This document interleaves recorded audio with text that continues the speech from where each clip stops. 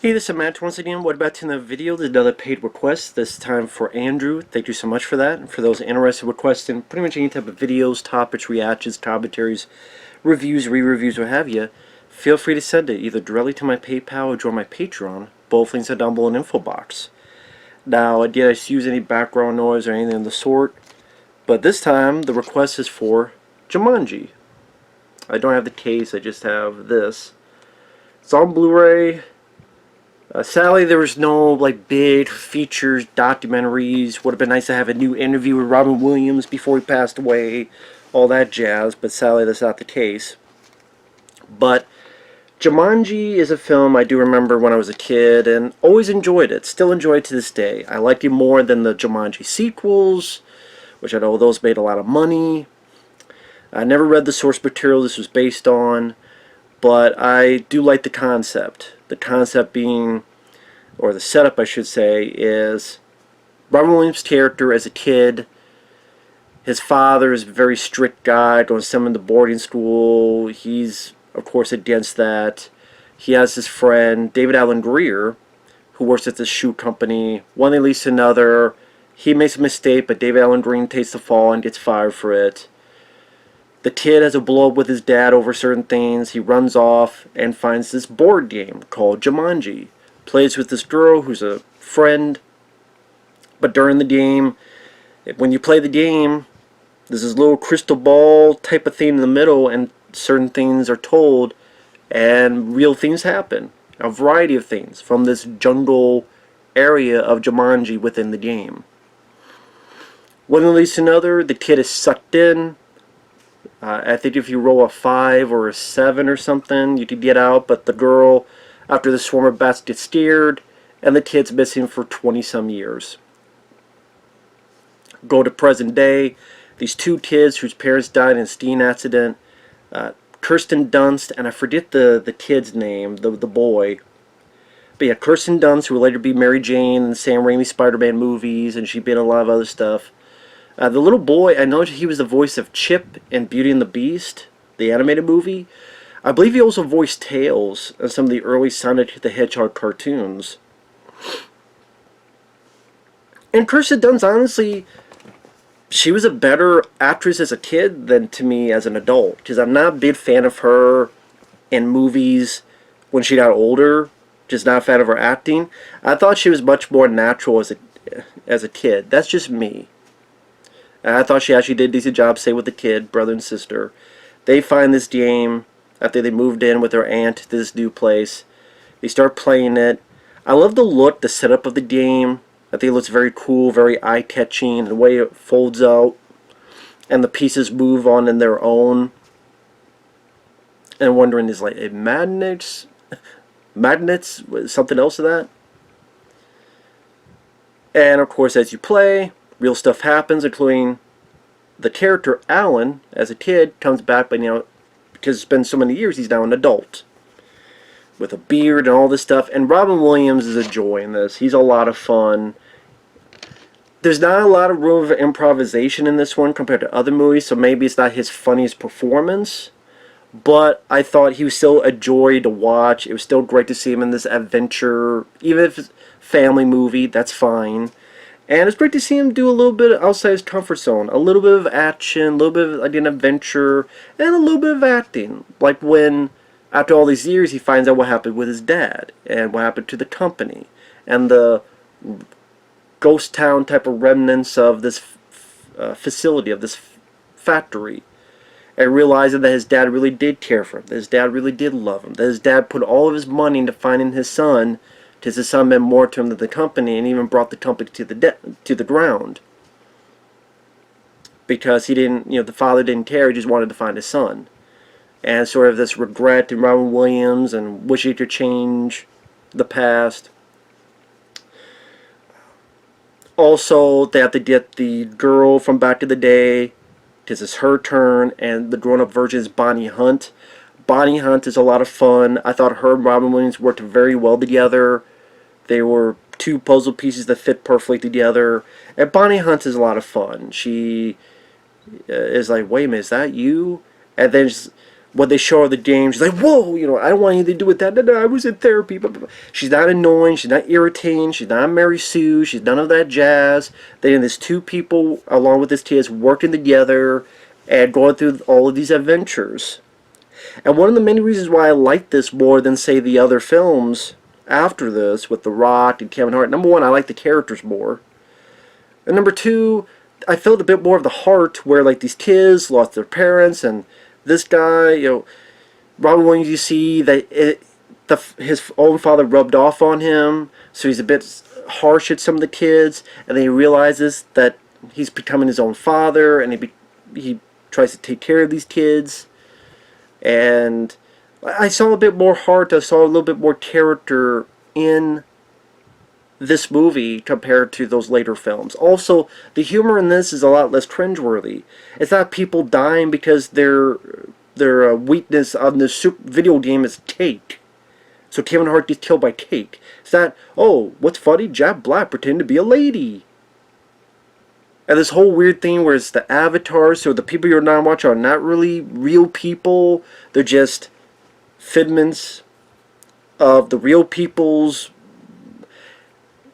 that weird dynamic where it's someone looking like The Rock, but The Rock in this doesn't exist, and someone looking like Kevin Hart, but he doesn't exist. It's just that weird thing that just wishy-washy, and everything is CGI. Here, there is CGI, and it's bad. It doesn't hold up at all. When they do the big stampede scene with the rhinos and the elephants, very CGI. Does not hold up the best. The worst offense are the monkeys. There's these monkeys that look garbage. They look like PlayStation 1 monkeys. They're terrible. They do not hold up at all. It's just it's some of the worst CGI effects. Like, if you made a list of worst CGI effects in big movies, it's one thing if the movie costs $1.25, but like big movies, people go like the Scorpion King, that character in The Mummy 2, you know, The Mummy Returns, and they would go the Landoliers with the crappy Pac-Man creature things and the Landoliers at the end of that miniseries. This would be on the list with the monkeys. But at least this film does have a good amount of practical effects that are really good. And once again, that shows you that yes, CGI can work if handled well, if used as the right tool, but for my money, more times than not, practical effects are much more serviceable, much more palatable, much more longevity compared to CGI. This is another example of that. Because you look at, I think, Amalgamated Dynamics, I forget the actual team that made the practical effects and animatronics, but there's like a lion, there's a pelican, there's a gator, there's these creepy spiders. I'm not a fan of spiders and the way they look, and again, really nicely done effects. And that's also helped because you got Joe Johnston directing. Joe Johnston directed Honey, I Shrunk the Kids, and that had some nice practical effects, like the big ant that became the kids' ally. You know, they were riding on the ant. He directed The Rocketeer after that. Jurassic Park 3, which does have some pretty good practical effects. I always liked Jurassic Park 3. I didn't think it was as bad as people made it out to be. And he would go on to direct Captain America: The First Avenger, which is a film that grew on me. Just when I first saw it, I went, I don't know. But as the years went on, that grew on me. I do like Captain America: The First Avenger. So I do think, for the most part, Joe Johnston's track record, other than The Wolfman, I wasn't a fan of The Wolfman with Benicio del Toro. I would probably say that's Joe Johnston's worst movie, but there's some of his films I haven't seen. But of the ones I've seen, that's the worst one I've seen. But there's some really good practical work in there. And it's great to see, like I said, Robin Williams. I miss the guy. I love the guy. I miss the guy. Whether it be his funny stand-up, Mork and Mindy, Good Morning Vietnam. I love Club Paradise. That's a personal favorite of mine. What? Yeah, it's a film that Sally's not even on Blu-ray. And Harold Ramis directed it. Robin Williams stars in it. You got Eugene Levy. You got Rick Moranis. It's not perfect, but I think it's fun. I think Robin Williams does a good job. I quite enjoyed Club Paradise. Cadillac Man is a fun one. He's a no shit guy. He's a no shit guy. Love Cadillac Man. He became a good dramatic actor. Did Boy Society. Did Will Hunting. Like I said, Good Morning Vietnam has comedy and some drama. I liked What Dreams Become. Like I said, he's very fun. He's very enjoyable. I know they're talking to a lot of other people for the role. Tom Hanks, Bruce Willis, a lot of other people. I think Robin Williams worked for what needed to be done, because you have a guy who was a kid. He's a grown up, but he still has some kid tendencies. But he just had to grow up the hard way in the jungle. And like I say, he worked very well with Bonnie Hunt. Like I said, it doesn't have as much humor in terms of, again, him going off improv like other movies, but I still thought it fit well with this adventure type of role. David Alan Grier, who was in Blank Man, I remember from In the Army Now with Pauly Shore. He was on the TV show In Living Color. He's not in the film that much, because back then he was, again, working with the shoe company. Now he's a police officer. I wish he was in it a bit more. I kind of wish he was part of the group. I think that would have been nice if, I don't know, if he was a police officer. Like, if he was the guy showing the house, like, that was his job. Like, he was showing the house, and then he came by to see how things are going. Hey, play a game. Oh, I don't know about that. I'm not into games. But then it's David Alan Grier. Okay, fine, I'll play a game. At least part of it. I think that would have been great. That would have been a great team. Robin, Bonnie Hunt, and David Alan Grier. And then the kids. Like, that five, I think that would be even cooler, I should say. But I enjoyed David Alan Grier and the bits that he was in, but it would have been nice to see more of him. Like I said, if you don't have CGI, I like the melding of some practical. Like, there's some of these vines, and this is well done practical scene where it comes in and takes the car, and like, almost breaks the car in half and drags it in. All done, or for the most part, done in camera. Because it's tangible, it's real, you see that it's really there. When you got to the later ones, they have more money than this movie, but everything's done CGI. And you lose that physical, tangible essence that the actor's in the same frame as the lion and the crocodile. Like, Robin Williams did on top of the crocodile. And also, I like that it's this craziness in our world. Something that we can relate to more. You can relate to when all this stuff's happened in this shop, in this store, when the suburbs or this house. That's more relatable than a jungle, just this jungle setting. I mean, if you change a few things, it might as well be called Pitfall with the later Jumanji films. You know, Pitfall, the video game. Here, the fact it's this craziness, but it's in the backdrop of this suburbs, this environment, the houses, all that stuff we can relate to, makes it, for me, a bit more interesting, a bit more unique. Like I said, one of my few issues is that the practical effects work well, but then what do you have? I did that crappy CGI, especially the Monkeys. I wish the whole monkey stuff was just not in the movie. Just completely take out money. They're put in there for cutesy comedic relief for the kids. This is a kids' family movie, but in retrospect, they should have just been taken out. I think there's enough there that people would have enjoyed, regardless of needing those damn crappy-looking monkeys in there. The pacing didn't bother me. The rating, it's PG. I know Roger Ebert didn't like it because he thought it was more effects than plot, which maybe he's got a point, but I thought it worked well for this story. And he's like, oh, it should be PG-13. No, it's PG is a perfect rating for this. I even didn't mind the makeup effects where the kid, he tries to cheat, and as a punishment, he gets turned into this, like, monkey wolfman type of thing. I like they didn't go for obvious jokes, piss jokes, puke jokes, fart jokes, like they would try to do in a movie nowadays. Or like a Joe, like later in the later, was it Jack Black? Because there's a girl in his body, he had to go to the bathroom. He's like, oh my god, how do I go to the bathroom? Like, okay, I don't care. Do it on your head. I don't care. Piss in your mouth. I don't care. You think that's funny? Cool. I didn't. And any other gripes other than some of the CGI? I like the idea of the hunter character. And of course, it's the same actor who plays his dad, because at the time he was afraid of his dad, or angry at his dad, and so I did maybe the game knew that and kind of used that more. But I wish there was a bit more of a back and forth verbal interaction where this guy was hunting him in the world he was living in.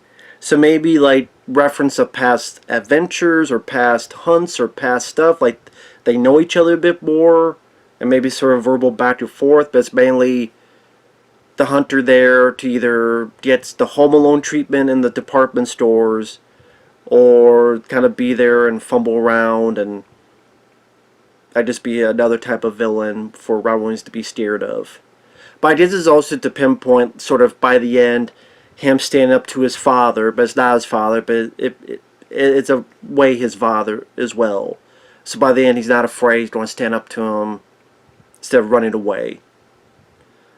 That's why I say I wish there was a bit more verbal stuff, like maybe he says something that cuts a bit home for Robin Williams, or maybe have the father say something and then this guy repeats it, because like in a way he knows what Robin Williams knows from his past actions with his father, so it kind of repeats it. If it did, I forget, that's my fault, but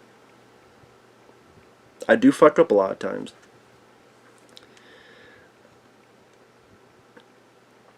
But yeah, it was just cool to see. I felt the adventure aspect with all the different amount of creatures. Like, what's going to happen next? Like, okay, we got lions, we got spiders, we got quicksand. Even the bit where Robin Williams going to the floor and then it stops and he's stuck in the floor. And, you know, that's some fun stuff. Like, you have the spider. Oh, Robin was trying to do that. Get away. Robin Williams is able to pull that off. He could pull serious and then go into a funny bit like that, and it doesn't feel cringy. It doesn't feel corny, at least to me. Because Robin Williams, he showed many times he could pull off serious work. Insomnia, what was it, the movie? 1 Hour Photo, Good Will Hunting. I did even bits of other movies. The Birdcage is a good one. But he was at times a big kid at heart as well. So he's greatly missed. He's a great asset to this. And it has a charm that, to me, those other Jumanji films just doesn't have. Doesn't have the charm.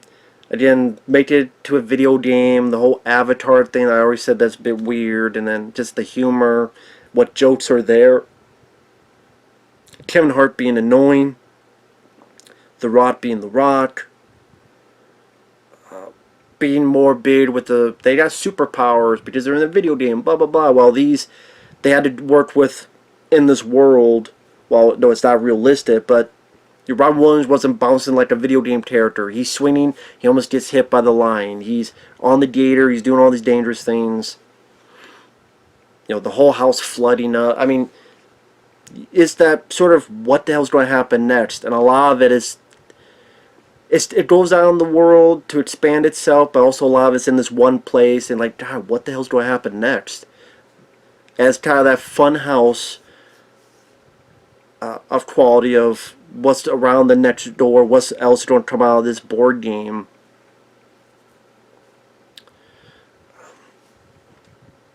That's a fun novelty to it that works well with for kids. You know, you get a lot of bang for your buck, so to speak, with a different variety of stuff that's going to happen. I'm trying to see on this cover, they have other stuff. Yeah, a little bit of the monkeys, the rhino,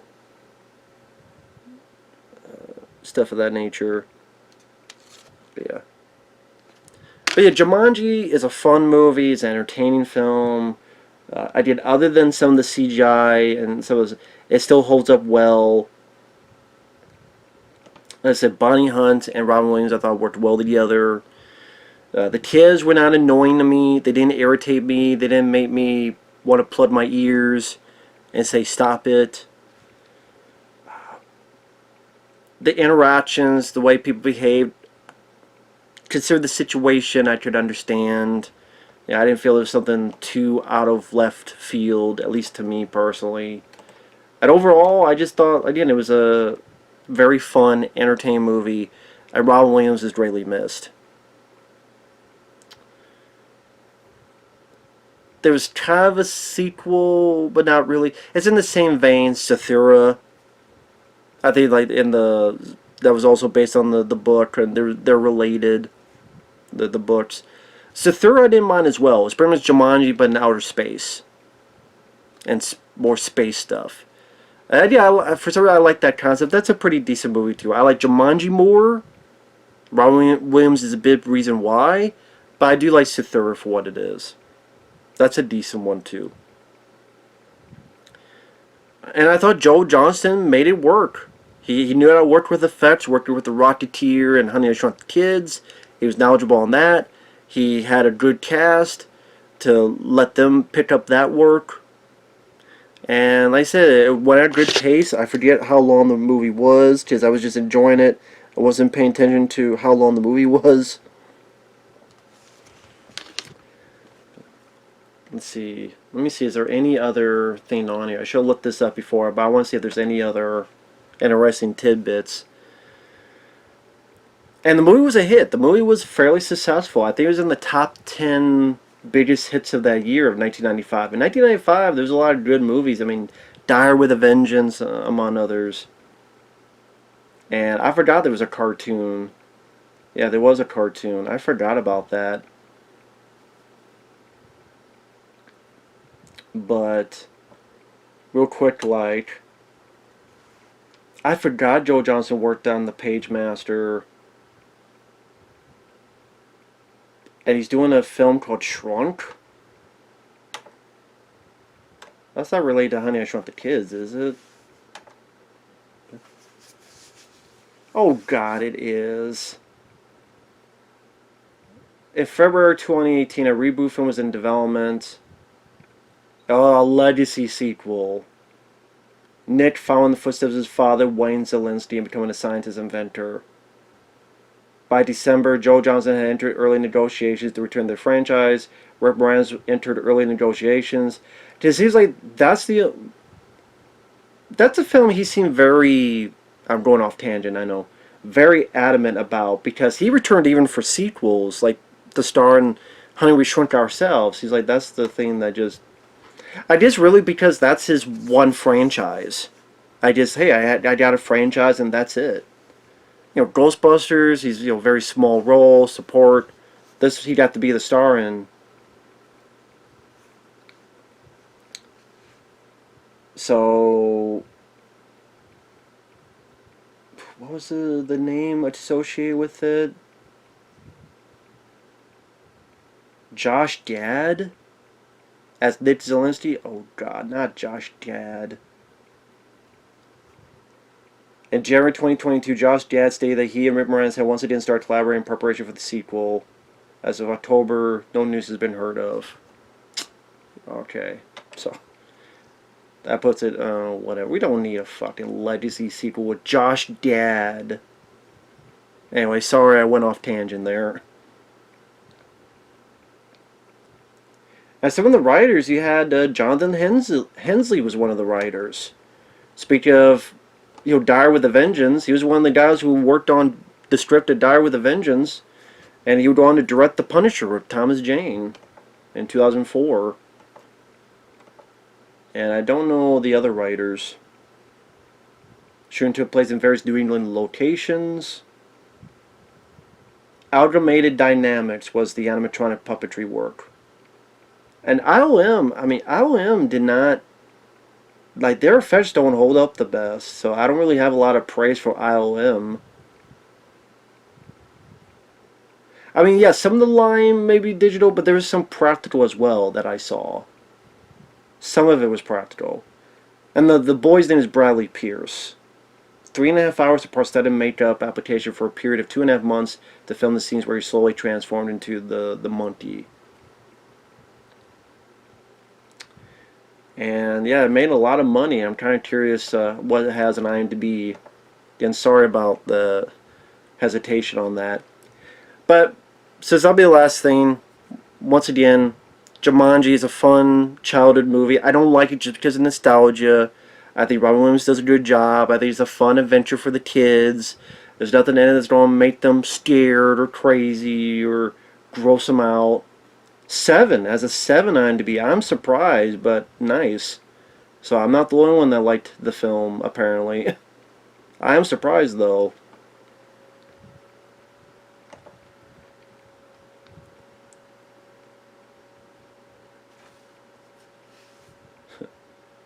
Yeah, this is what I was talking about. 26 years buried in the jungle, and I still became my father. He's telling you, don't cry, shake up, but he doesn't want to become his father and helps the kids out. And that was a nice little dramatic moment for Robin. He played that well. Didn't seem forced. Didn't seem out of place.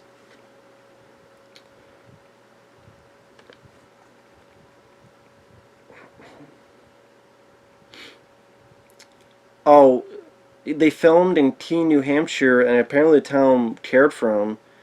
He was presented with the keys to the city in 1994, and after his death, the residents crafted a makeshift memorial of flowers and candles below the Parrish shoe sign and organized a public screening of Jumanji. Oh, that was nice. The guy who wrote the book, the author's name is Chris Van Allsburg.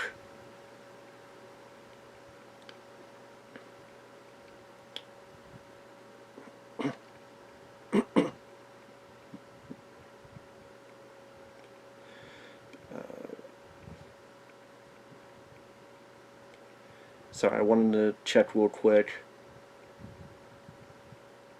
A string-used board.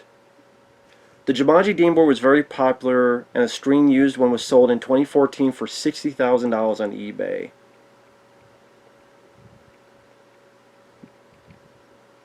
Let's see. I just want to see if there's anything else. Roger Ebert criticized the film for being marketed as a family film, yet being far too scary for children. I don't think it was scary for kids. At least that's me. And that is an interesting aspect. Like, Robin Williams, like, because of the opening and stuff, he doesn't appear till like 25 or so minutes into the film. And then when he pops in, he does make a fairly good impression. I guess Tom Hanks was the first choice, but Apollo 13 came out the same year. Which, that's another good movie in 1995. He did that film. Kirstie Alley was first considered for Sarah, but due to her shooting It Takes Two, Bonnie Hunt I thought worked better. I thought her and Robin played off each other very well.